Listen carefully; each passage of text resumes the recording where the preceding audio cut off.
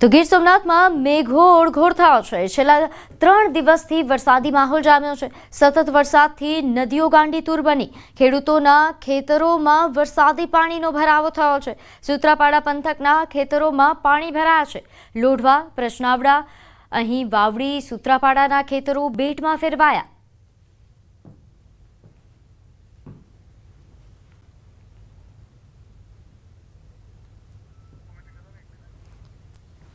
તો હાલ ગીર સોમનાથના આ દ્રશ્યો છે કે અહીં છેલ્લા 3 દિવસથી વરસાદી માહોલ જામ્યો છે, જેના કારણે અહીં ઘણા ગ્રામ્ય વિસ્તારોના ખેતરો બેટમાં ફેરવાયા છે। ખેડૂતોના ખેતરોમાં વરસાદી પાણી ભરાઈ ગયા છે, જેના કારણે ભારે નુકસાન વેઠવાનો ખેડૂતોને વારો આવશે।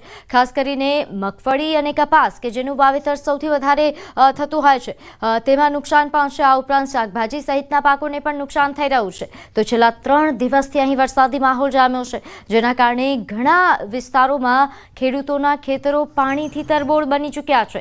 સતત વરસાદના કારણે નદીઓ પણ બે કાંઠે વહેતી થઈ છે, જેના કારણે આ પ્રકારની પરિસ્થિતિ સર્જાઈ છે। ખાસ કરીને અહીં લોઢવા અને પ્રશ્નાવડા તેમજ વાવડી અને સૂત્રાપાડાના ખેતરો બેટમાં ફેરવાયા છે। આ ગામો સૌથી વધારે પ્રભાવિત બન્યા હતા, જેના કારણે આ પ્રકારની પરિસ્થિતિ સર્જાઈ। આ ગ્રામ્ય વિસ્તારોથી તસવીરો પણ સામે આવી રહી છે। ગામોમાં લોકોના ઘર સુધી પાણી ઘૂસી આવ્યા છે અને ખેતરોના તો હાલ બેહાલ થયા છે, કારણ કે ખેતરમાં તમામ પાક એ જળમગ્ન બન્યા છે।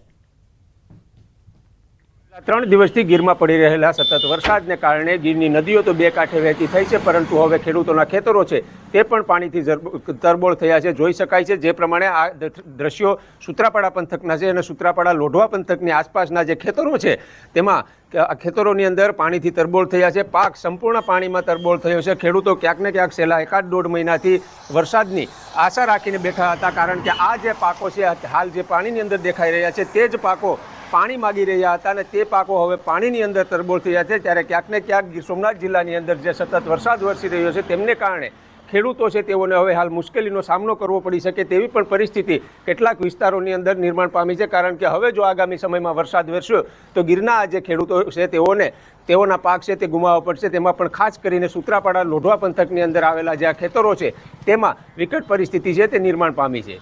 દિનેશ સોલંકી, ન્યૂઝ 18 ગુજરાતી, ગીર સોમનાથ।